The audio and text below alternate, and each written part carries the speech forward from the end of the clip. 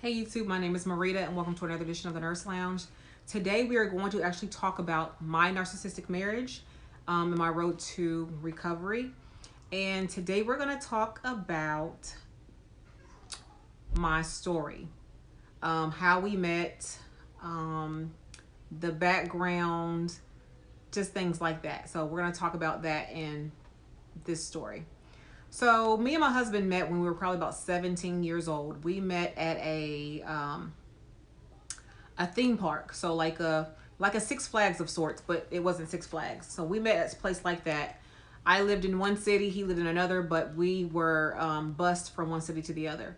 And anyway, we met as teenagers and we were friends. We hit it off. Things were fine. I met his parents. He met my parents. Things were fine. Fast forward, mind you, I lived in a different city, so I had to finish high school. He had to finish high school, but we lived our own lives, okay? So after the summers were over from those breaks, then we didn't really talk much because back then it was long distance. Mind you, I graduated high school in 1996. So where you have your cell phone now, you can call anybody. You couldn't do that back then. It was long distance. And so our parents were not having us call each other long distance. So we didn't have that kind of relationship. Fast forward, we became adults, and I had already had a boyfriend, had two girls by that my boyfriend at the time, and he had a daughter by a girlfriend of his by the time, and we happened to link back up in our early 20s. And in our early 20s, we seemed to hit it off. I mean, he was like, "Oh, I remember you," and we met up, at our old stomping grounds, and we kind of hit it off and had a great time. And I was, had the two girls, and he was happy to see me. And I was in nursing school at the time. Actually, I think I was between my junior and senior year of nursing school. That's when we met back up. And anyway, we met back up and things were great. He was everything that I needed someone to be, because I just ended the relationship with another boyfriend I had at the time. And I was, actually I was single. I think I was single at the time when we met back up. I take that back. When we met back up, I had finished nursing school and I was moving to the city that he lived in because that's where I was going to be working at the time. And I remember going on my first interview for my job, and I was devastated because I had to work night shift and I didn't have anybody to keep my kids at night. And he volunteered to come and watch my girls at night. So the next interview I went on, I knew I had to work nights, and he would, keep my kids for me at night. And so that's kind of how it started in terms of a romance, shall I say. Otherwise, we were just friends before that. So as time went on, and I had my new apartment in my new city, had my new job, and he was keeping my girls at night. And my girls knew him, mind you. It wasn't someone who was just a random man at my house. The girls knew him. They've known him for a while at this point in time because we were just friends. But it ended up being a romance, and that romance lasted for 5 years that we dated. He really helped take care of my girls that were not his. He potty trained my youngest one. I believe my girls were 4 and 2 at the time. And my 2-year-old is special needs, so she was not potty trained yet, but he took the time and potty trained her, did her hair, had her ready for school, did everything that a stepfather or a potential stepfather should do. We were in our 20s, so he was in school at the time, and I was in school, and he was doing great. And so I was saying, this man has potential. You don't like that word, not potential. But this man has potential. So my girl's father was not doing what he's supposed to do, but this man has potential. So I'm like, okay, maybe he could be the one. So we had a 5-year courtship. He had moved in with me, and he played the role of father. He did a great job at that point in time. At least from that perspective, he did a great job. Like I said, potty training and doing things like that. As time went on, I said, you know what, we've been together for 5 years. We need to go ahead and get married. Now, this is me saying we needed to get married. And I will tell you, in this series, I plan on telling you the raw truth, the things that I did wrong, the things that, of course, he did wrong. So I'm not going to blame him 100%. Now, the narcissistic part, that is all him. But the red flags that I had ignored, that was all me.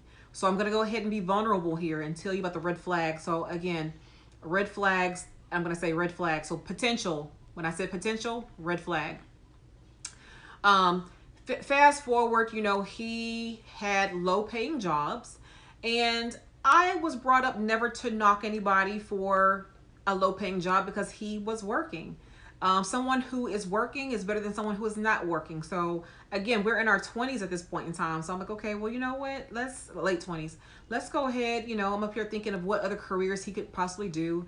I knew he didn't have the ability to be a nurse because of the fact that nursing school requires a lot of rigor and time. And some people need a quick program of some sort to trade, to get in, get out, and get to work. And he was that kind of person. So I found an x-ray technician program for him, a limited scope, and he did excellent with that program. He went to school full-time, he worked full-time, and just nailed that program. It was great. I said, okay, I can be a nurse, he could be an x-ray tech. We could move and still have jobs in healthcare. We would be fine when we started to have children and things like that. Well, he finished the program, but he did not pass, I guess, the certification or whatever licensure or whatever you have to do for the state to become a licensed x-ray tech. He did not pass it. And that in itself wasn't a red flag for me, because there are many nurses who don't pass their boards the first time. So I never, got on him for that. I simply said, hey, don't worry about it. It was $300 per test. So I was like, I'll save up some money. I'll pay for you to have another test. Red flag. I will pay, I'll help take care of, make sure that you have the things that you need so that you can take a test again. Well, I can go ahead and tell you, even as of today in 2020, and this happened back in 2009, I want to say, or 2008. He never took that test again. So, it never happened, but that was the plan for back then, him to retake that test so he could be an x-ray tech. All this money we paid for, well, yeah, he took out loans. He paid for school, don't let it go down the drain, but, it is what it is. So anyway, as time went on, we got married shortly after that. And then the very next day after we got married, we found out we were pregnant with my son, Jaden. And so the pregnancy was uneventful for the most part. And he was born in 2009. We were happy to have a baby boy. But I had started noticing that my husband at this point in time is now getting fired from his jobs. He would lose jobs, red flag. He would lose jobs left and right. And it would be because he would blame me and say that, because I have to work around your schedule. Well, I'm the one who's making the money, so I can't drop my $25, or actually I was making $18.11 back then. I can't drop my $18.11 job for your $6 job back then. This is back in 2008. Or $7 job or whatever it was. Who's going to work around who here? I can't work around you making $7. You work around me making 18. And so he claimed he would lose his jobs because of my schedule, and I didn't know how to remedy that situation. And so, he would go through job change after job change after job change, be fired for tardiness, fired for no calls, no shows, things like that. And I'm thinking, oh, it's because he's stressed, he's tired, again, red flag, because I'm making excuses. And as time went on, it was more of that. He had a difficult time adjusting to having a new baby in the house because he did not take care of his daughter. I found that out after the fact. He did not physically take care of his daughter on his own. His mother, red flag narcissist, took care of his daughter, and I found out some things after the fact. And with that being said, as time goes on, he would not do well with jobs. I noticed he would stay home and play video games a lot, and I wasn't per se upset about the video games because at least he was at home. I knew where he was. But the thing was, I'm like, okay, you should be taking some of this time instead of playing video games to maybe find a better job. But no, he was very content with his low-paying jobs. And again, I'm not knocking low-paying jobs. I'm saying that you get jobs sometimes as a stepping stone to get to the next level, not just to stay at the rock bottom. He had jobs that high school students would have, not somebody in their late or early 30s at that point would have. And so anyway, we went through this, and we would, I would go back to school and get more education. So eventually I went back and got my master's degree in 2008 at the same time I was pregnant with my son. And the more education I got, the worse he would get in terms of getting fired more, accusing me of cheating with the doctors at the hospital. You must be messing with the doctors at the hospital.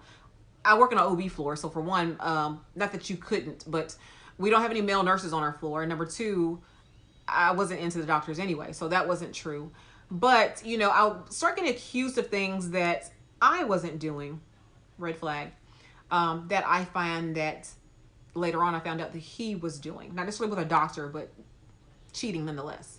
And so we had issues such as that. Fast forward, it's time to have the next baby. So we had our son in 2012, and you know, things were great when it comes to, or actually things were not great. In between that time, he was losing even more jobs. We went through this whole payday loan situation where he was taking out payday loans, or actually we both worked because we were financially strapped. We had nothing. And we had, if you know about payday loans, you have to go rob Peter to never pay Paul. So you got to rob Paul, you have to rob Paul, you have to rob John, you have to rob everybody. So you're getting different loans, different places, just to go back and pay everybody back the next pay period. So we went through that for a while. We would have our lights cut off because of the fact that he would never go pay the bill like he said he was. And I would find from time to time that, you know, people say, well, maybe you are emasculating him by, you know, taking over everything. And I was like, well, I don't know how he wasn't responsible enough to go take care of anything. When he did, we would get things cut off. Our lights would be off, our water would be off, all kinds of things would be off because he never took the time to go pay the bill. So I feel like I had to do it. Well, when I was having to do all this stuff, I was becoming his mother. And we also had issues, which I'll have for another video. Me and his mother never per se got along. And she wanted to be the queen of her house and mine. And, you know, if you know my personality from these videos, you know, there's only one queen in my house. So you can be the queen of your house and be the queen of mine. Well, he would always choose his mother over us. Even me, his kids, everything. He would choose his mother over us. So that's another red flag. And so we've had issues all this time where I'm just going to, you know, sum it up for you at this point in time. He was complacent. He would work. He would definitely work. He's always had a job, but he would always get fired from those jobs. He would never go for jobs with vacation times or 401ks or those kind of jobs. Again, jobs that you would have as a teenager, you know, or somebody in college, but not jobs you would have in your 30s and 40s when you should have a career by then. As time was going on, he was irresponsible. So he would get speeding tickets that I never knew anything about. Next thing you know, he done got pulled over and has a suspended license because he never took care of that ticket. The ticket would start off being $75, but end up being, by the time we were done with it, had to go to court and pay for all those court fees and probation because he's been doing this so many times, $3,000 and $4,000 for those types of things. And guess who's paying those things off? Yours truly. And again, it's because of the fact that I wanted my boys to have a father that was present, and you know, he was doing the best he can, so I thought, but nonetheless, this is what I was doing to enable him, and I was codependent, and I was having these issues thinking he cared for us and the kids and was doing right by us when the whole time he was using me. And so fast forward, you know, in 2017, he got his car repossessed and blamed me because I did not tell him when the car note had to be paid. Well, last I checked, I didn't take out the car loan. So therefore, why is it that he, you know, why would I need to remind you when your car note's due and you know when you get paid? But it was my fault the car got repossessed. So guess what I went and did? I went and got it out of repossession myself. I paid it. And then that was in January of 2017. And by September of 2017, it was repoed again. And at that point in time, I said, I'm not doing this again. I'm not paying for that. And that's when it really turned against me because he was continuously using jobs. He was getting fired. He didn't have transportation. So since it was my fault, I needed to take him to work. And I wouldn't at that point in time. I had just started my DNP, my doctoral journey in 2017. And I had told him that day in 2017, if you do not get your life together by 2020, which is where we are today, you will have to go. And so I summed up 17 years into a few minutes, but I want to say that the first 5 years were bliss. That's why we got married. The last 12 years have been hell. And all this time I'm thinking I'm helping him, supporting him, making sure that he has what he needs, but no one was ever making sure I had what I need.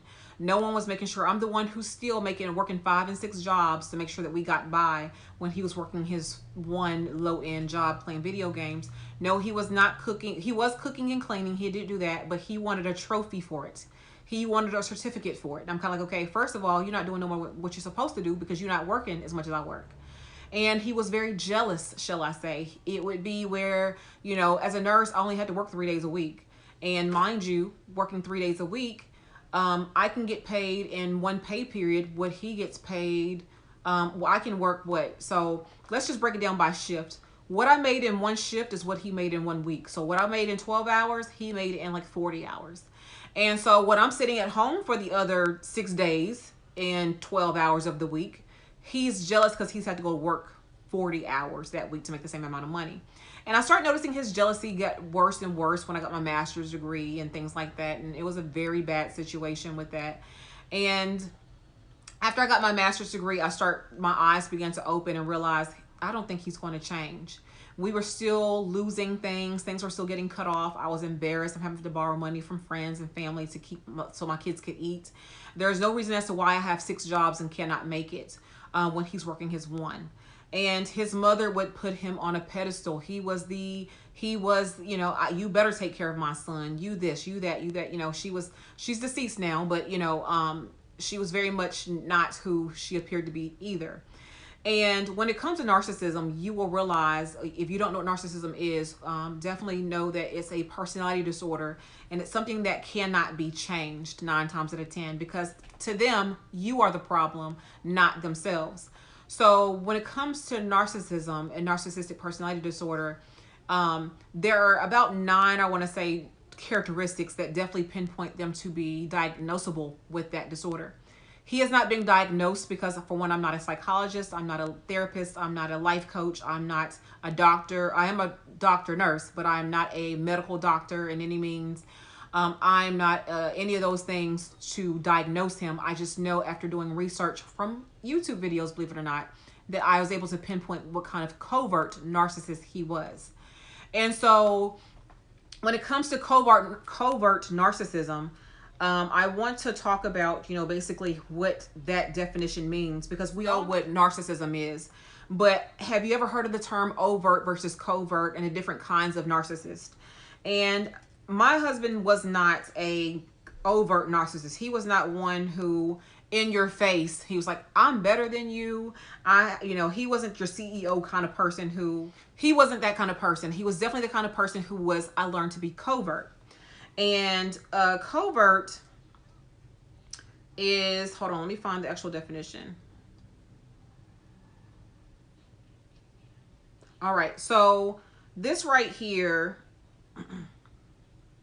is by healthline.com. And again, I'm not a doctor or anything. Well, again, I am a doctor, I'm a doctor nurse, but I'm not this kind of doctor. So, you know, the term narcissist gets thrown around quite often, but what I really wanted to kind of pinpoint is what he was, or what he is a covert narcissist. All right, so this is from healthline.com. So a covert narcissist is someone who craves admiration and importance, as well as lacks empathy, which is one of the key things to narcissism. They lack empathy towards others, but can act in a different way than overt narcissists. When considering the behavior of narcissists, it may be hard to imagine how someone could be a narcissist and be inhibited in their approach and behavior. So some of the signs of an overt narcissist is someone who is in your face. I'm better than you, this, that, and the other. My narcissist, if you will, is a covert narcissist. To the eye, he was very docile, passive aggressive. People loved him. They did not know, you know, he would be posting things on Facebook saying, my beautiful wife, this, that, and the other. I love her. She is the apple of my eye, blah, blah, blah, blah. But behind closed doors, he's stabbing you in your back.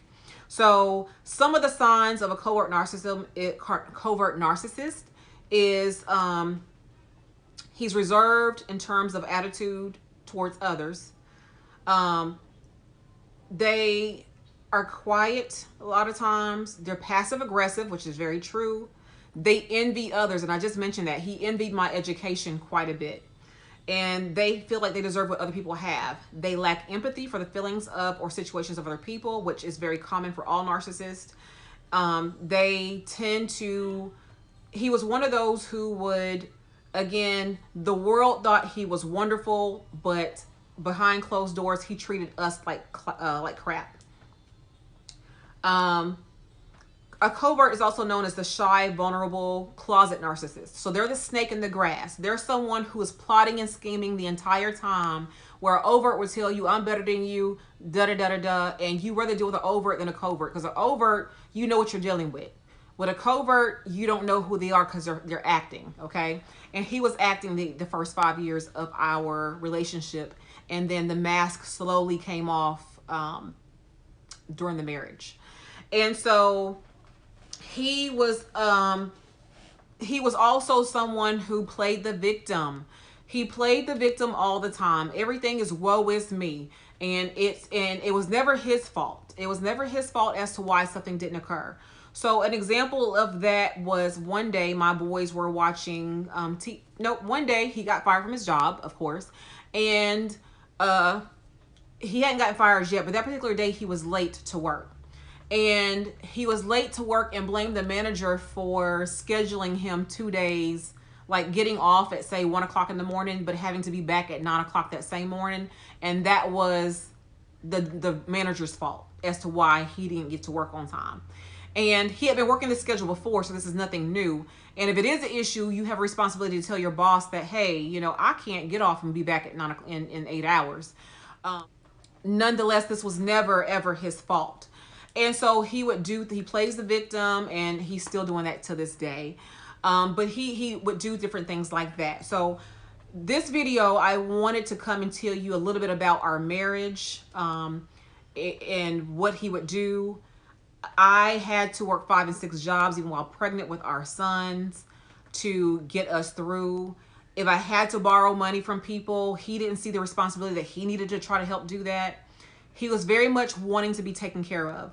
I literally felt like I had I have 4 children, but I had a 5th child with him. And when I say he threw adult temper tantrums, I have never seen anything like this. He threw adult temper tantrums where if he didn't get his way or something would happen, he would storm out the door and just be storming and slam the door and stomping, again, like a 2-year-old, but literally be an adult. And it got to the point where my sons, as they grew up, now my sons are 11 and 8 now, but they were probably about 9 and 5 at the point in time. And the 9-year-old was looking at his dad like, what's wrong with him? Like, why is he stomping and carrying on like that? So even my children begin to realize something is definitely off with this person. And for me, when I began to realize something was wrong, I realized it in hindsight at the very beginning. Those red flags I was telling you about, there's a lot of red flags that he was immature. They lack maturity. Their emotional intelligence is so low. They have what's called arrested development. So arrested development is kind of like where you're stuck at a certain age. So he had a traumatic, I wouldn't say he had a traumatic childhood, but narcissistic people have childhood trauma. And when they have that childhood trauma, that's how the brain kind of protects itself. And that's where this personality disorder comes from. And so whatever age that happens is where they get stuck. So that's why they have what's called arrested development. They're very immature. Emotional intelligence is very low. Again, they act like they're 4 and 5 years old, and sometimes he act like he's 18. And it would be things like that he would do. And he was entitled to everything. Everything had to be his way. Oh, well, what about me? If you get a new phone, I need a new phone. But yet he wasn't working towards any of that. He wanted me to pay for everything. And he got that from his mother. So basically, his mother took care of everything he needed. She went and paid all his bills. So guess what? When I came along, I stepped into mother's role instead into wife role. And I resented that as time went on, stepping into mother role. Now, mind you, his mother was still alive at this point in time and still trying to tell me what to do to take care of my husband when he is not my child. But again, I'm trying to save my marriage, so I'm doing what I feel like I need to do. And then on top of that, we have children together. So I'm not wanting to have another relationship where the father is not involved with his kids. But I very much had these situations. And again, I made a decision in 2017 that I was going to leave in 2020 if he didn't get it together. Well, of course he didn't get it together, and we're in the process of doing that, of ending this marriage. But it has been a difficult process. We have been discarded, and I will talk to you about what that means in another video. If you happen to know what that means, then know. But I am going to definitely put down some people that I definitely watch for narcissism, that has helped me get through this situation. I am bringing you my story only because of the fact that I know there's somebody else out there who's going through the same thing I'm going through, or has went through, and they think they're alone, or they think that, you know, why me? Was I not smart enough? It's not you. It's not you at all. It's really them, and the fact that they're insecure with their own situations and what's going on with them, and then they project that upon you. And as either an empath or someone who is codependent, which is what I was, we want to take care of things, especially as women. We want to take care of things. We want to take care of our husbands and make sure that, you know, he's taken care of. But the thing is, the true role of a man is for the man to be a provider and take care of his family, not where we take care of the man. And I somehow messed up on that. And I realized that he should be taking care of my car needs, and he should be taking the boys to get their haircuts. And he didn't do any of that. I was always a single parent, literally, not on paper, but, you know, taking the boys for haircuts, getting my car maintenance done, doing the things that a man should do. But he was so low functioning that he didn't think that was his responsibility. That was my responsibility. And so he would take money out of our account that's supposed to pay bills with and go spend it on something else, knowing the rent was due, type of thing. That's what I had to live with. And so I am truly at peace now that I'm about to end that chapter of my life. But again, I'm going to share with you stories from time to time on different topics of narcissistic personality disorder, and talk about my narcissistic marriage and my road to recovery. So if you have any questions about that and you want to comment them below, or you can email me personally and I will have that in the comment box below. I want to tell you all, I am not a licensed therapist. Again, I'm not a counselor. I'm not a medical doctor. My name is Dr. Marita P. because I am a registered nurse who has a doctoral degree. Many of you come to my channel for my nursing videos, and I encourage you to continue to do so. I will still have those for you on this channel. However, I am now embarking upon this new segment on my channel called, again, My Narcissistic Marriage, My Road, or A Road to Recovery, because I'm currently going through it, and I feel like I need to share my story with someone else who may be going through it and don't know who to talk to, or think it's something wrong with them, when there's nothing wrong with you, and you will get your peace at the end. I spent many days, nights crying for years, and then I come to the terms that, you know what, you have to leave this marriage. It's toxic. So hopefully you have, I wouldn't say enjoyed this video, but you do know that you are not alone. Please thumbs this video up so we can share this video to other people who may be going through the same thing that I'm going through, that I would love to help in some way, to tell them they're not by themselves. Definitely subscribe if you have not already. Our channel is growing exponentially. I appreciate you for subscribing to this channel. I appreciate you for sharing and liking these videos, and even commenting below. Even for the ones who tend to hate, I appreciate you as well, even though I delete your comments, because you are viewing the video. Thank you. And you know what? Matter of fact, we save front row seats for the haters anyway. So anyway, with that being said, thank you so much for watching this video. I will have more content on this subject. I will definitely be doing something on gaslighting, and give you examples of when I've been gaslighted, trauma bonding, and give you examples of that, future faking. All these terms, if you've never heard of them, I will be explaining what they are when that time comes, and kind of explaining what happened to me. Again, I'm not a therapist, so I can't really give you any advice for you, but I'm just telling you my experiences, and maybe we could see how our experiences are similar. These people truly have a disorder, something wrong with them. He has not been formally diagnosed, but he does check all the boxes on the spectrum of NPD, narcissistic personality disorder. Thank you so much for watching this video, and until the next video, you all take care. Bye-bye.